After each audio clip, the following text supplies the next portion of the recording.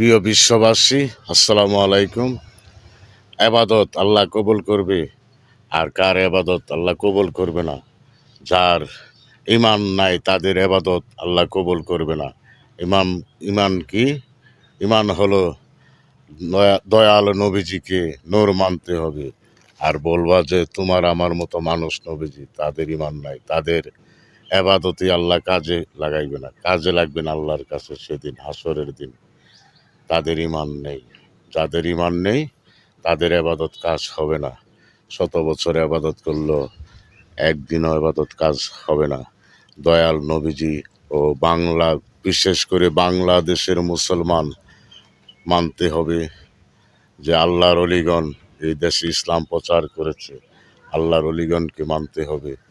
আর আল্লাহর অলিগণের মাজার যারা ভাঙতে যায়, যারা ভাঙ্গে, তাদের আবাদত আল্লাহ কবুল করবে না।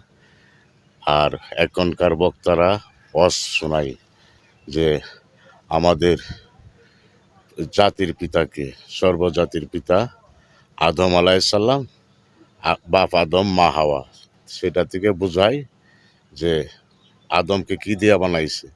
মাটি দিয়া। তা নবীজি তো মাটির সৃষ্টি। আরে বন্ডের দলগল এসব ওয়াজ করে শোনাস। মাটি কই থেকে হয়েছে?